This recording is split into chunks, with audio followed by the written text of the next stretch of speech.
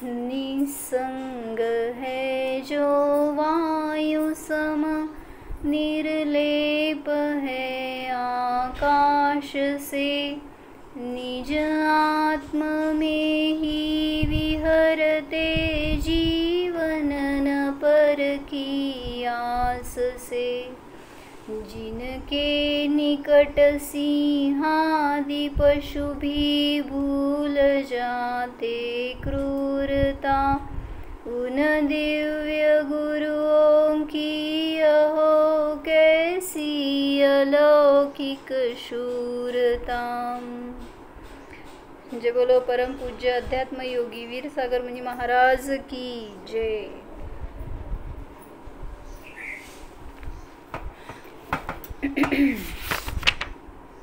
समयसारच्या 6व्या गाथेमध्ये काय सांगितलं? नवी होदी अपमत्तो नपमत्तो जान गोदु जो भाओ, एवं म्हणंती शुद्धम नादा जो सो दुसो जेव। काय अर्थ? आत्मा कसा आहे? प्रमत्त नाही, अप्रमत्तही नाही, म्हणणारा आत्मा जसा आहे तसा आहे। तर ह्याच्यासाठी महाराजजींनी काय सांगितलं? ती गाथा उपलक्षणात्मक सांगितली आहे। प्रमत्त अप्रमत्त हे शब्द जे घेतले ते सगळ्या भेदाला समजून घ्या। आत्मा प्रमत्त नाही, अप्रमत्त नाही, तसंच आत्मा छद्मस्त नाही, केवली नाही, ज्ञानी नाही, अज्ञानी नाही, संयमी नाही, असंयमी नाही, कशाई नाही, निष्कषाय नाही। कसा आहे आत्मा मग? या सगळ्या पर्याय आहेत। पर्यायापासून भिन्न जाणणारा मात्र आहे। याला जाणत नाही म्हणून संसाराच्या सगळ्या दुःखामध्ये फिरत राहतोय, सगळ्या आकुलतांना, सगळ्या विभावांना ग्रहण करत राहतोय। म्हणून म्हणतात एकदा भगवंतांचा उपदेश जसा आहे तसा ग्रहण करा।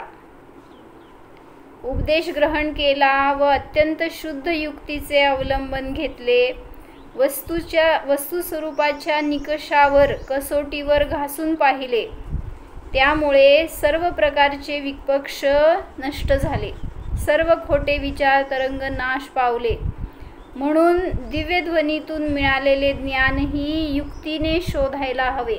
नुसतं भगवंतांची आज्ञा आहे म्हणून मानू नका हे सांगितलं।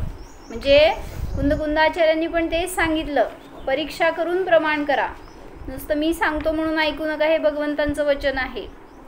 मग तसंच महाराजजींनी पण सांगितलं, सगळ्या ठीक आहे, अनेक गोष्टींना आपण प्रत्यक्ष नाही जाणू शकत, केवलींच्याच ज्ञानाला प्रत्यक्ष आहेत ते, पण परोक्ष रूपाने आपण निर्णय करू शकतो। जसं स्मृती, प्रत्यभिज्ञान, तर्क, अनुमान किंवा युक्ती, आगम, ह्या सगळ्यांच्याद्वारे परीक्षा करू शकतो आपण। तर सांगतायत की परीक्षा करा आणि मग ग्रहण करा। दुकानातून माल ग्रहण करतानाही प्रथम त्याची तुलनात्मक माहिती ऐकतो, नंतर युक्तीने निर्णय करतो, मगच ग्रहण करतो। पूर्वी खरेदी केलेले स्मरण, प्रत्यभिज्ञान, तर्क व अनुमानाने निर्णय करतो। तसे इथे आचार्य सांगतात, आत्मतत्व आहे तर त्याची परीक्षा करा आणि मग ग्रहण करा, शोध घ्या। पूर्वज्ञानाचे स्मरण, चेतन अचेतनाविषयी प्रत्यभिज्ञान करा। कसं प्रत्यभिज्ञान कसं करणार? चेतन अचेतनाविषयी प्रत्यभिज्ञान सांगा। हो ना, प्रत्यभिज्ञान कशाला म्हणायचं? एकत्व प्रत्यभिज्ञान, सादृश्य प्रत्यभिज्ञान, वैसादृश्य प्रत्यभिज्ञान। मग जे काही दिसतं आहे पुद्गल, अजीव, अचेतन, तर जसं अचेतन द्रव्य आहे तसा मी नाही आहे, हे झालं वैसादृश्य प्रत्यभिज्ञान। जसा चेतन आत्मा आहे तसे हे टेबल, खिडकी आदी अचेतन पदार्थ नाहीत। पुढं तर्कज्ञानाने सांगितलं, जेथे जेथे जाणण्याची शक्ती आहे तेथे तेथे जीव आहे। म्हणजे पुद्गल दिसतंय, परिचित आहे म्हणून त्याच्याकडं पाहतोय, तर त्याच्याकडून निर्णय करा की जे पुद्गल आहे ते मी नाही आहे, त्याच्यासारखा मी नाही आहे, ते माझ्यासारखं नाही। मग मी कसा आहे? जिथं जिथं जाणण्याची शक्ती आहे, ज्ञान दर्शन आहे, तिथं जीव आहे। हे तर्क झालं। जिथं जिथं आहे तिथं तिथं तर्क सांगितला. जिथं ज्ञान आहे तिथं सुख आहे, जिथं जीव आहे तिथं ज्ञान दर्शन आहे, जिथं स्पर्श रसगंध वर्ण आहे तिथं पुद्गल आहे, मूर्तिक आहे तिथं पुद्गल आहे. अशा युक्तीने निर्णय केला, शोध घेतला तर समजणार आत्मतत्व काय आहे. परिणमन करत असताना प्रत्यक्ष जाणवले, परोक्षतेने त्याच्यासारखा मी नाही, माझ्यासारखा ते नाही, वै सादृश्य प्रत्यभिज्ञान झालं. सादृश्य कसं करायचं? जसे भगवान आहे तसा मी आहे, जसा माझा जीव आहे तसे सगळ्यांचे जीव आहेत, जाणण्याचंच कार्य करत आहेत, सगळे निर्दोष परमात्मा आहेत. हे सादृश्य प्रत्यभिज्ञान. एकत्व प्रत्यभिज्ञान काय? बरोबर आहे की तसंच सांगितलं की म्हणजे पुद्गलाचं जे जे आहे द्रव्य ते माझ्यासारखं नाही असं म्हणत असताना वै सादृश्य प्रत्यभिज्ञान. एकत्व प्रत्यभिज्ञान सांगा.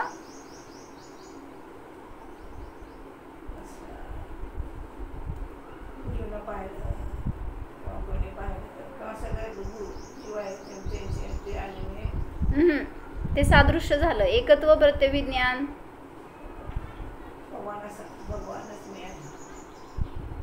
कसं? सादृश्यमध्ये दोन आले, एकत्वमध्ये एकच द्रव्यामध्ये येणार. म्हणजे काल जो मी दुःखी होतो तोच आज मी आहे, पण मी आज सुखी आहे. तोच मी आहे. काल मी अज्ञानी होतो तोच आज मी ज्ञानी आहे. असं जेव्हा आपण परोक्ष ज्ञानाने निर्णय करतो त्यावेळेस ते एकत्व प्रत्यभिज्ञान झालं. परिणमन करत असताना प्रत्यक्ष जाणवले, परोक्षानेही जाणले. परिणमन करत असताना ध्रुव पिंड तोच तो राहिला, गुणमय पिंड शाश्वत आहे. हा निर्णय कुंदकुंद आचार्य आदी सर्वांनी केला. तसाच म्हणजे जे मुनींनी निर्णय केला तसाच निर्णय अव्रती मुमुक्षु जीवांनीही युक्तीने केला तर त्या समयाला प्रत्यक्ष अनुभव होऊ शकतो. म्हणजे आचार्यांनी केला, साधूंनी केला, मुनींनाच होतो असं नाही. तर जो जीव त्याचा निर्णय करतो स्वतः स्वयं त्याला स्वतःला त्या आत्म्याची उपलब्धी होऊ शकते. म्हणून आपणच शोधले पाहिजे. युक्ती न वापरता आपण जाणले, आचरण केले तर कोणी काहीही सांगितले तर विपक्षाकडे जाणार, उन्मार्गी होणार. तुम्ही स्वयं युक्तीने पडताळा, परीक्षा करा तर तुमच्या ज्ञानाला कोणी हलवू शकणार नाही, बाधा देऊ शकणार नाही, तुमचा निर्णय कोणी ढाळू शकणार नाही. निर्णयाची स्थिरता राहील जर तुम्ही परीक्षा करून निर्णय केला तर. अन्यथा संशय होईल, अनध्यवसाय होईल, चमत्कार पाहून भुलले जाऊ. वास्तविक चमत्कार तर आत्म्यात आहे, तो पाहत नाही. दहिगावला चमत्कार झाला म्हणून दर्शनाला जातो. जागृत दैवस्थान आहे तेथे जातो असे विरुद्ध युक्ती लावतो व मिथ्या मार्गी होतो. मूलभूत सिद्धांतांना युक्तीने पडताळा, मात्र आगमात आहे म्हणून मानू नका. बहिरंग युक्ती म्हणजे खरी युक्ती नाही. अंधश्रद्धेने वस्तुस्वरूप जाणले तर शांती प्राप्त होत नाही. जी माहिती दिली आगमामध्ये आचार्यांनी, भगवंतांनी ती वस्तूत आहे का याची परीक्षा करा आणि मग निर्णय करा, तर तुम्हालाही त्या वस्तू स्वरूपाची किंवा यथार्थ वस्तूची प्राप्ती होणार. दृढता राहते, निर्णय राहतो. म्हणूनच की कुठलीही गोष्ट असू देत स्वतः निर्णय करणार तर कोणी त्याला तुम्हाला खोटं ठरवू शकणार नाही. म्हणूनच की देखादेखी ज्यांना वैराग्य झालं, ब्रह्मचर्य घेतलं, दीक्षा घेतली ते टिकत नाहीत, किंवा काय म्हणायचं तिथं च्युत होण्याचा, दोष लागण्याचा फार प्रसंग येतो. पण ज्यांचं अंतरंग वैराग्यपूर्वक असती ना साधना, तिथं त्यांना निर्णय असतो की जे मी करतोय ते योग्य आहे, हेच मला करणे योग्य आहे. म्हणून महाराजांनी एक वाक्य लिहिलंय, काय? मैं न कहीं से भी विद्रूप, मैं तो हूँ चेतन चिद्रूप. मी कोण आहे हो? मी विद्रूप नाही तर चिद्रूप आहे. म्हणून स्वतःला जाणा तर ते चिद्रूप सहज पर्यायामध्ये प्रगट होणार. जे की महाराजींनी स्वतः पर्यायामध्ये प्राप्त केलेलं तो आनंद भोगत होते निरंतर, आणि त्यापूर्वक ते इतरांना सांगत होते. त्यामुळे त्यांच्या ज्ञानामध्ये एक ठोसपणा होता, एक विश्वास होता, कॉन्फिडन्स असा होता की ते जे करत होते ते सिद्ध करून दाखवत होते. आणि त्यांनी आपल्याला अशी आपल्या आत्म्याची सिद्धी करून दाखवली आहे. म्हणून त्या आत्म्याला निर्णयपूर्वक, प्रमाणपूर्वक, परीक्षापूर्वक जाणून घेणं आवश्यक आहे. नातेपुतेचे डॉक्टर अशोक वोरा यांनी महाराजांच्या सान्निध्यात होते, तर त्यांना काय अनुभव आला हे त्यांनी लिहिलेत. परमपूज्य वीरसागर महाराज यांना त्यांनी एक विशेषण दिलंय, वज्रादपि कठोराणी. वज्रापेक्षा सुद्धा कठोर होते ते पूज्य वीरसागरजी महाराज. परमपूज्य अध्यात्मयोगी वीरसागरजी मुनी महाराज यांनी सिद्धक्षेत्र कुंथलगिरी येथे वीरमरण, पंडित मरण, समाधी मरण, मृत्यू महोत्सव साधून मुनिपदाची शान राखली हे निश्चित. जेव्हा त्यांच्या लक्षात आले की शरीराने असहकार पुकारला आहे, नो कर्माच्या घरास आग लागलेली आहे, तेव्हा ज्या निजरत्नत्रयाची आराधना आयुष्यभर केली व जे रत्नत्रय व्यवस्थित सांभाळले आहे त्यावर शिथिलतेने मात करू नये म्हणून त्यांनी स्वतःच्या जीवराजास, ज्ञानराजास, कारण परमात्म्यास साथ घातली व त्यास सावध केले. रात्र वैराची आहे, राजा सावध हो, सावध रहा. अर्थात आत्मजागृत हो, आणि जे स्वतःहूनच सुटणार आहे त्याला आधीच सोड चिठ्ठी दे, आणि स्वमध्ये जागृत होऊन भावमरण टाळ व मृत्यू महोत्सव साजरा कर. ज्या जीवांनी हा मृत्यू महोत्सव पाहिला ते जीव धन्य, कृतकृत्य झाले. म्हणजे महाराजांनी पण मागं सांगितलं होतं, रात्रीतनं पण मी जगेन की नाही माहीत नाही, म्हणून त्यांनी पहिलाच निर्णय केला. म्हणून त्यांनी सांगितलं रात्र वैराची होती, स्वतःला ते संबोधन करत होते, जीवराजा जागा हो, जागृत रहा, सावध रहा. असं आपल्याला स्वतःला जागृत करायचं आहे. कुठलाही प्रसंग असू देत, कुठलाही क्षण असू देत, मृत्यू आला तर मला त्याला सावधानतेने फेस करायचं आहे, भावमरण करायचं नाही. आणि आता भवाभवातलं मरण पण मला करायचं नाही.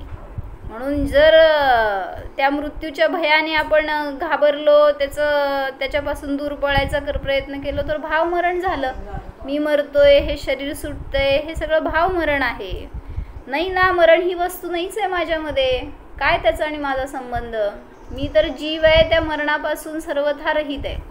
कोणाला मरण येणार आहे? मला मरण नाही. मी तर जिथं असे जसं या शरीरात जाणतोय तसंच प्रतिसमयाला जाणत राहणार आहे, फक्त संयोग बदलणार आहे. म्हणून त्या जे काय परत गतीमध्ये मिळणारा संयोग आहे त्याच्या निमित्तात सुद्धा आकर्षण नको, आणि या शरीराबद्दल आकुलता नको. सुटतंय म्हणून जर आकुलता झाली तर तिथं पुन्हा पुन्हा मरण करावं लागणार. म्हणून तिथं त्यांनी स्वतःला जागृत करत होते. कोणाची चिंता असणार हो त्यांना बाहेर? जेव्हा शरीरात आकुलता सुरू होती ना, वेदना सुरू होतात, त्यावेळेस जर सांभाळलं ना स्वतःला आत्म्यामध्ये, तर तिथं बाहेर एक जण पण दिसणार नाही तुम्हाला, आणि त्यांच्याशी काय बोलण्याचे भाव राहणार आहेत का काय. पण ज्याला शरीर दिसायला लागलं ना, तर तिथं त्या वेदना सहन होणार नाहीत, आणि सगळ्यांची अपेक्षा करत राहणार. कोणीतरी यावी, सेवा करावं, उपदेश द्यावा, स्थिर करावं. मग हे सगळं शरीरात गेलेल्या उपयोगाचं कार्य आहे. म्हणून त्याला काढा त्याच्यातून आणि स्वतःमध्ये केंद्रित करा, काय म्हणायचं, सुरक्षित करा.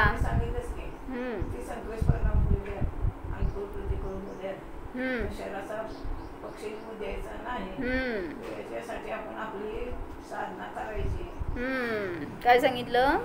कितीही त्या शरीराची प्रतिकूलता होऊ द्या किंवा कोणी अनुकूल मिळू द्या, तरी सुद्धा शरीराचा पराचा पक्ष घ्यायचा नाही. आता काय करायचंय? त्यांना विपक्ष जाणा, ते म्हणजे आपले विरोधी आहेत हे जाणा, तर तिथं त्यांच्यापासून दूर होणार. परमपूज्य अध्यात्मयोगी श्री वीरसागरजी महाराज प्रथम दर्शनी पाहणाऱ्यास वज्रासारखे कठोर, एककल्ली, तरकट व तर्कदुष्ट असे वाटायचे. पण ज्याप्रमाणे नारळ बाहेरून ओबडधोबड कठीण कठोर असला तरी अंतरंगामध्ये मऊ खोबरे व संजीवनी सांभाळून असतो, त्याप्रमाणे लोकोत्तर असलेले परमपूज्य महाराज कठोर कठीण तीव्र वचनयोग असलेले असे वाटले तरी अंतरंगामध्ये फुलापेक्षा अत्यंत कोमल अंतःकरणाचे होते, कारण त्यांनी स्वदया व परदया यांचा सुमेळ साधला होता. छान सांगितलं. काय म्हणले? ज्यांनी त्यांचा अनुभव केला जवळून त्यांना माहिती आहे ही वास्तविक परिस्थिती. नाहीतर बोलण्यामध्ये परखडपणा असणं म्हणजे काय, तो कठोर आहे किंवा तो दुष्ट आहे असा अर्थ होत नाही. तत्वाच्या बाबतीमध्ये ते असे दृढ होते की कोण त्यांना च्युत करू शकत नव्हता, पण तेवढीच अंतरंग दया त्यांच्यामध्ये पुरेपूर भरलेली होती. म्हणूनच म्हटले आहे, वज्रादपि कठोर आणि मृदुनी कुसुमादपि लोकोत्तराणाम चेतांसी कोही विज्ञातुमर्हती. वज्रापेक्षा सुद्धा कठोर आणि कुसुम म्हणजे फुलापेक्षा सुद्धा मृदू अंतःकरणवाले लोकोत्तर असणाऱ्या अशा जीवांना कहही विज्ञातुमर्हती.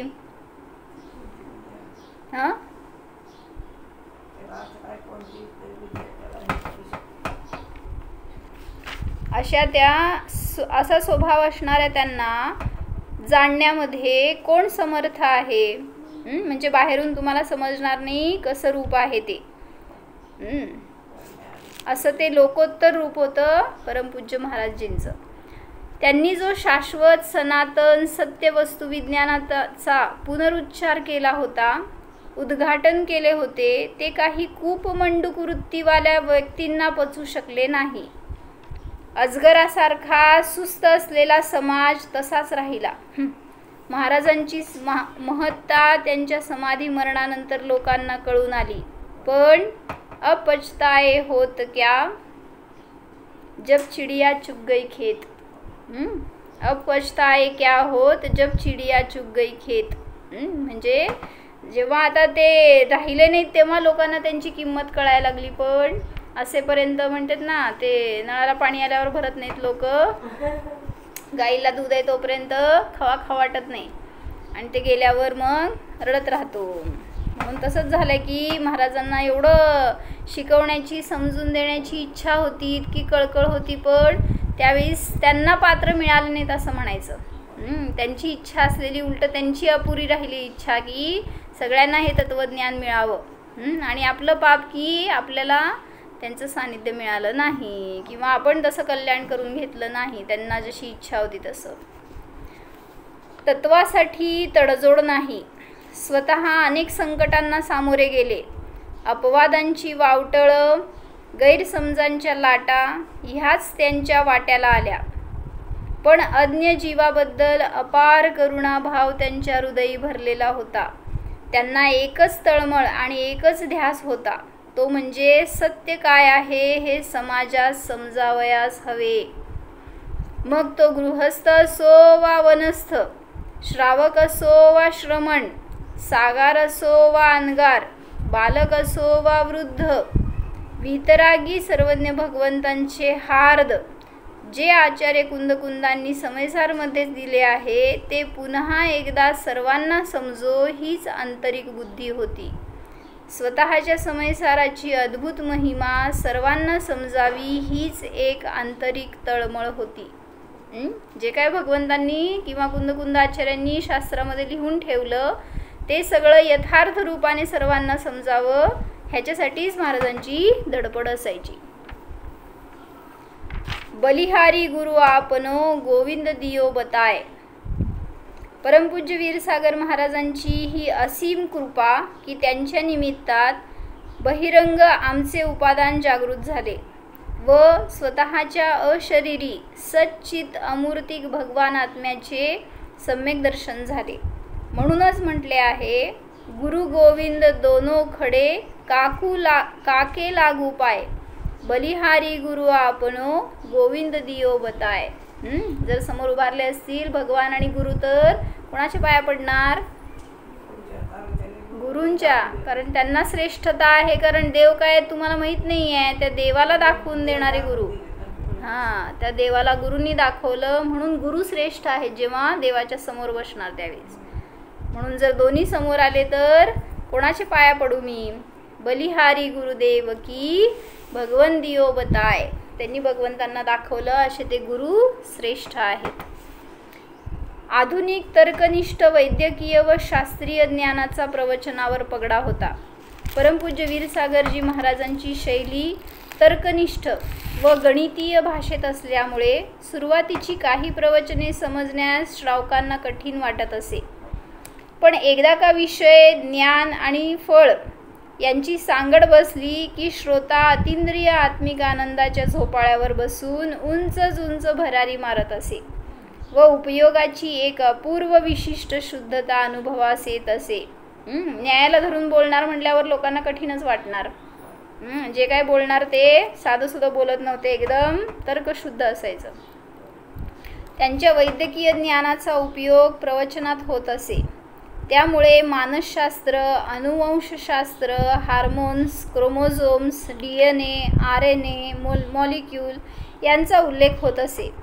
त्यांचा जीवाच्या परिणामासंबंधात असलेला निमित्त नैमित्तिक संबंध यांचा उल्लेख होत असे.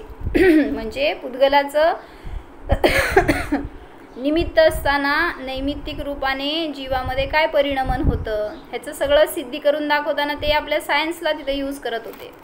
जे काय शिकलेलं, ज्ञान झालेलं, त्याच्या परिणामावरून, त्या शरीराच्या सगळ्या फेरफारावरून, काय जे काय उलाढाली चालू आहेत शरीरामध्ये त्याच्यावरून सगळ्याचं कोरिलेशन लावून त्यांनी जीवाची सिद्धी करत होते.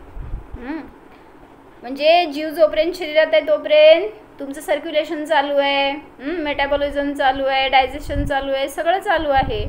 मग शरीर करते का जीव करते?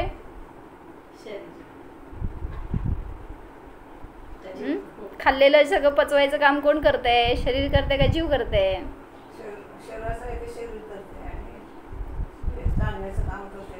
मग मेलेला आहे तो, त्या मनुष्यामध्ये का नाही होत डायजेशन? मेलेल्या मनुष्याच्या शरीरात डायजेशन होत आहे का? सर्क्युलेशन होत आहे का? रक्ताचं रक्ताभिसरण होत आहे का? जर शरीराचं काम शरीर करतंय तर असं म्हणायचं, जेव्हा एक क्षेत्रावगाह रूपाने जीव त्या शरीराच्या संयोगात आहे तेव्हा जीव करतोय. मग हे सगळं सांगितलं सायन्सच्या भाषेमध्ये समजवून. शरीरामध्ये तर सगळं कार्य चालू आहे, त्याचं सगळं ते रक्त आहे ते प्रवाहित होत आहे, जिथं पाहिजे तिथं पोचतंय, सगळं चालू आहे. पण जीव नसेल तर ते शरीरसुद्धा कार्य करत नाही. क्रिया तर स्वतंत्र चालू आहे दोघांची एकमेकात, पण परस्परात प्रवेश करून कोणी काही करत नाही. अणुविज्ञान आणि आत्मविज्ञान यांची यथोचित सांगड घातल्यामुळे नुसत्या रसहीन क्रियाकांडामुळे धास्तावलेला व धर्मापासून फारकत घेतलेला व फक्त निर्वाण लाडू आणि चोवीसी चढविण्यासाठी मंदिरात जाणारा तरुण वर्ग सहज सत्य शाश्वत आनंदाच्या कलेकडे आकृष्ट झाला व धर्म ही पदोपदी आनंदात जगण्याची स्वाधीन सहज सुख साधन कला आहे हे त्यांना पटले व हातात ग्रंथ घेऊन, वही व पेन घेऊन तरुण वर्ग शब्दब्रह्माची निज आत्मब्रह्माशी सांगड घालून पाहू लागला. ग्रंथ उघडून पाहू लागल्यामुळे मोहग्रंथी सुटण्यास मदत होऊ लागली. म्हणजे मेन तरुण पिढी जर आकृष्ट झाली तर तत्वज्ञान चांगलं ग्रहण होणार. ज्यांना कोणाला शक्ती क्षीण झाली आहे, हां बरोबर, महाराजांचा तो आग्रह असायचा की हातात शास्त्र घ्या. का अर्थावग्रह होतो. नुसतं ऐकलं तर ते उडून जातं, ते जास्त काळ टिकत नाही. कारण कर्णेंद्रियाचं ज्ञानामध्ये जास्त धारणा नाही आहे. पण जे काय म्हणायचं, डोळ्यांनी आणि मनाने जे काय ग्रहण होणार ते दीर्घ काळपर्यंत टिकू शकतं. अशी अवग्रह धारणा तीव्र राहते, त्यालाच अर्थावग्रह म्हटलं जातं. म्हणून म्हटलं शास्त्र समोर असावं. जेव्हा स्वाध्याय करतो, ऐकतो, तर आपल्याला ते दोन क्रिया होणार, ऐकणार पण आणि पाहणार पण. त्यामुळं त्या निर्णयाला ठोसपणा येतो. जे काय ऐकतो ते यथार्थ ग्रहण होतं. तर तरुण वर्ग आकृष्ट झाला, हे सगळ्यात महत्त्वाची गोष्ट होती, हे सांगायला लागले ते. अंतःप्रेरणा. आत्मज्ञानी आत्मध्यानी वीरसागर महाराजांना एकच ध्यास होता, तो म्हणजे भावश्रुतसागरांचा, अर्थात आपल्या कारण परमात्म्याचा. त्यांना स्वतःच्या वर्तमान आयुष्याची मर्यादा समजून आली असावी, असे एकूण त्यांच्या समाधी मरणाच्या आधीच्या आचार, उच्चार व विचार यावरून दिसून येते. त्यांच्या समाधीच्या काळात त्यांच्या सानिध्यात राहून स्वरूप संबोधन करण्याचे भाग्य लाभले व त्यावेळी त्यांची आत्मलीनता, वितरागता, प्रचंड शांतीचा आविर्भाव पाहून धन्यता वाटली व सावधानता पाहून आश्चर्य वाटले. म्हणजे महाराजांनी जे काय ट्रान्सलेशन करायला घेतलं होतं ना स्वरूप संबोधनचं, त्यावेळेस ते हे त्यांच्यासोबत असणार. मग त्यांना पण त्यांच्या चिंतनाची, त्यांच्या अनुभवाची ओळख झाली आहे त्याच्यात.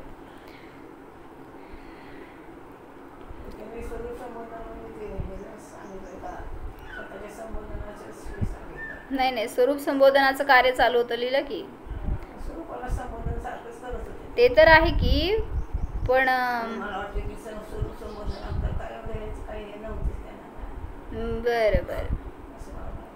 बरं म्हणजे असं म्हणायचं की त्यांना त्यांच्या चर्येकडे बघून स्वतःच्या स्वरूपाचं संबोधन झालं.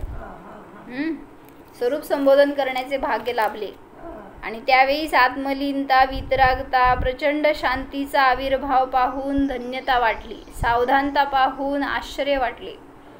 संत समागम का फायदा अवश्य यह है कि आदमी तुरंत संत बने या न बने, संतोषी अवश्य बन जाता है. तुम्ही संत बना नाही तर नाही बना, पण संतोषी बनणार. म्हणूनच म्हटले आहे, पारसमणी और संत में बड़ो अंत से जान, एक लोहा कंचन करे दूजो आप समान. किती छान सांगितलं. पारसमणी आहे तो त्या लोखंडाला कांचन करतो, आणि संत कसे असतात, जे इतरांना आपल्या समान बनवतात. म्हणजे बहुमूल्य रत्ना समान त्यांचं जीवन, त्यांच्या समान आपल्याला बनवतात जर आपण त्यांच्या संगतीमध्ये गेलो तर. म्हणून महाराजींच्या संगतीमध्ये जे गेले ते स्वतः सोनं झालं, त्यांच्या जीवनाचं कल्याण झालं. परमपूज्य वीरसागर महाराजांना श्रद्धांजली खऱ्या अर्थाने तेव्हाच होईल जेव्हा खालील गोष्टी केल्या जातील. परमपूज्य 108 श्री वीरसागर महाराजांच्या अभीक्ष्ण ज्ञानोपयोगाचा फायदा घेऊन दीक्षा घेतल्या गेलेल्या परमपूज्य 105 शुल्लिका सुशीलमती माताजी व सुव्रता माताजी यांचा मुमुक्षु जीवांनी अधिकाधिक फायदा घेतला पाहिजे, तर तुम्ही महाराजांचे शिष्य म्हणले जाणार, महाराजांना तुमच्याकडून श्रद्धांजली दिली जाणार. सम्यक वस्तू विज्ञानाचा प्रचार व प्रसार, स्वाध्यायाचा प्रचार व प्रसार, जिनवाणीचा प्रचार व प्रसार, जनजागृती, आत्मजागृती करणार, तर तीच खरी महाराजांना विनयांजली आहे, श्रद्धांजली आहे. महाराजांच्या सानिध्यातील मंतरलेले दिवस. परमपूज्य 108 श्री वीरसागर महाराजांचे नातेपुते येथे वास्तव्य होते. माझ्या दृष्टीने महाराजांचे वास्तव्य म्हणजे मंतरलेले दिवस होते. असाच एक प्रसंग आठवतो. परमपूज्य महाराजांनी क्षत्रचूडामणी ग्रंथातील म्हणजे जीवनदर चरित्रामधील खालील श्लोकाचा आध्यात्मिक अर्थ करण्यास सांगितले. तो श्लोक असा होता: हृदयं च न विश्वास्यं राजभिः किं परो नरः, किंतु विश्वस्तवदृश्यो नटायन्ते हि भूभुजः. नाही लिहिलं, कितवा आहे ते नाही लिहिलं, फक्त क्षत्रचूडामणीमधला आहे. मी क्षणभर विचार केला व मनात म्हणले, आज आपली खरी कसोटी आहे. महाराजांची प्रवचने आपल्यात किती पचनी पडली आहे तेच महाराज कदाचित तपासून पाहत आहेत. मी मनातून महाराजांचा नमस्कार केला व अर्थ सांगू लागलो. मी म्हटले, महाराज, या श्लोकात राजभी या शब्दाचा अर्थ कारण परमात्मा, जीव राजा, ज्ञान राजा असा घ्यावयाचा. हृदय या शब्दाचा अर्थ शुद्ध पर्याय असा घ्यावयाचा. तसेच परो नरह याचा अर्थ शुभ अशुभ पुण्य पाप भाव अशुद्ध पर्याय असा घ्यावयाचा. कारण परमात्म्याने अर्थात निज जीवराजाने स्वतःच्या शुद्ध पर्यायावर देखील विश्वास ठेवू नये. तेथे शुभ अशुभ पर्यायांची काय कथा? परंतु विश्वास आहे असे दाखवावे लागते, कारण राजे लोकांनी नटासारखेच वागले पाहिजे. म्हणजे महाराजांनी हे बहुतेक भाव काढण्यासाठीच त्यांना सांगितलं असणार. हा अर्थ ऐकताच परमपूज्य महाराजांच्या चेहऱ्यावर एक विशिष्ट प्रसन्नता प्रगट झाली व महाराज म्हणाले, डॉक्टर आपण बाजी मारलीत बरं का. त्यास उत्तर म्हणून मी म्हटले, एका डॉक्टरामुळेच ह्या डॉक्टराने बाजी मारली आहे. एक डॉक्टर कोण? एका शरीराच्या डॉक्टराला एका आत्म्याच्या डॉक्टरांनी शिकवलं आणि त्याच्यातून अध्यात्माची बाजी मारली. अशा ह्या चारही अनुयोगाचे पारगामी असलेले, चालते फिरते सिद्ध असलेले, द्रव्यानुयोगाचा कण कण प्रत्यक्ष करून दाखवणारे, विशिष्ट बुद्धीचे सागर असलेले परमपूज्य 108 अध्यात्मयोगी श्री वीरसागर मुनी महाराजांना सादर नमोस्तु नमोस्तु नमोस्तु. म्हणूनच म्हणावेसे वाटते, हुए है न होएंगे मुनींद्र वीर सागर से. अशी ती महाराजांची महती त्यांना आली होती.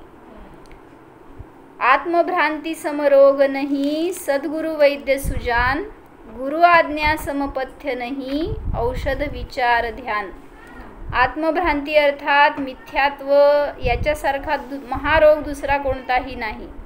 तो रोग दूर होण्यास आत्मज्ञान सद्गुरूसारखा दुसरा वैद्य नाही. आत्मभ्रांती हा सगळ्यात मोठा रोग आहे आणि तो दूर होणार एखाद्या वैद्याच्या आधाराने, तर सद्गुरू हे वैद्य आहेत. गुरु आज्ञा समपथ्य नाही, सर्वज्ञांच्या आज्ञेसारखे दुसरे पथ्य नाही. काय आज्ञा हो सर्वज्ञांची?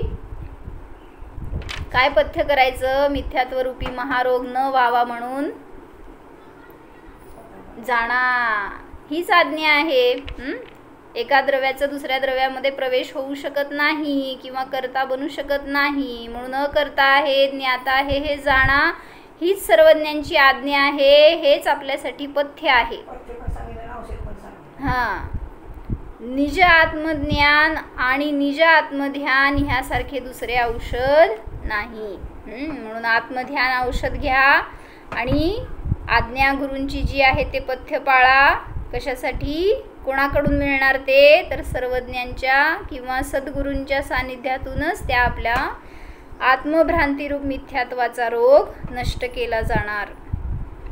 परमपूज्य अध्यात्मयोगी 108 वीरसागर महाराज यांच्या निमित्तात आमच्या खऱ्या अर्थाने पुनर्जन्म झाला. निज चेतन राजाची ओळख त्यांच्या निमित्ताने झाली. म्हणूनच म्हटले आहे, गर्भाधान क्रिया मात्र विवौही पितरौ गुरुहु.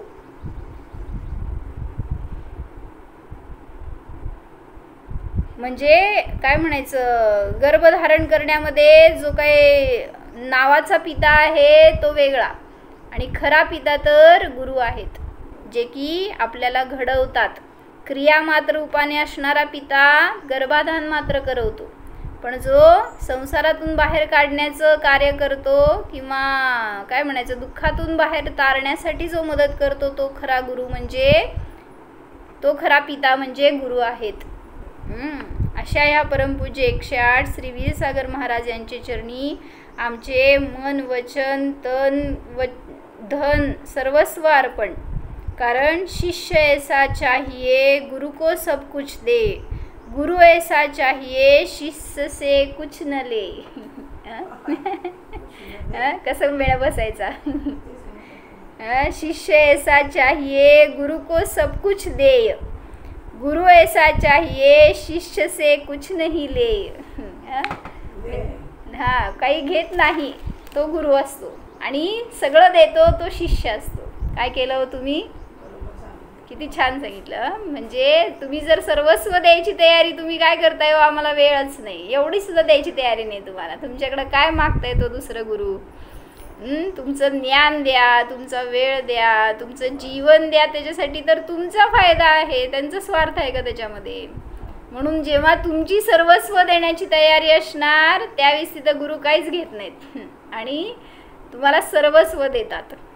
असे ते गुरु महान उपकारी असतात, जे आपलं जीवन स्वतःसाठी स्वतः तर जगतातच, पण त्यांच्या जीवनातून इतरांना सुद्धा बोध मिळावा अशा अनेक गोष्टी त्यांच्या सहवासात आल्यावर समजतात. जेव्हा त्यांना गुरुच मानतो त्यावेळेस तिथं आपल्याला त्या सगळ्या त्यांची देण जी आहे ती प्राप्त होते. जेव्हा आपण त्यांच्या संगतीमध्ये राहतो नम्र बुद्धीने, विनय बुद्धीने आणि सगळं ग्रहण करण्याची आपली तयारी असते, त्यावेळेस तिथं गुरु फक्त आशीर्वाद देतात, दुसरं काही देत नाहीत. म्हणून त्यांच्याकडून घ्यायची कला आपल्याला यायला पाहिजे. ठीक आहे. ओम जाणा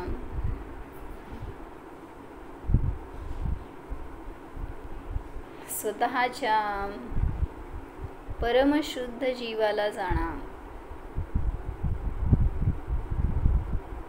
या जीवामध्ये रोग नाही, वेदना नाहीत,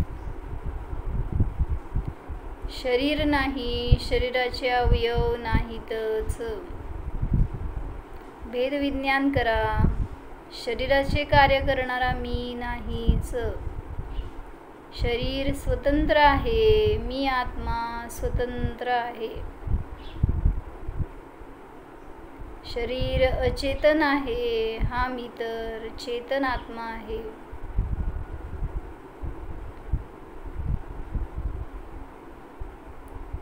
अशरीरी स्वरूपोऽहम् ज्ञानमात्र स्वरूपोऽहम् परमगुरु स्वरूपोऽहम्.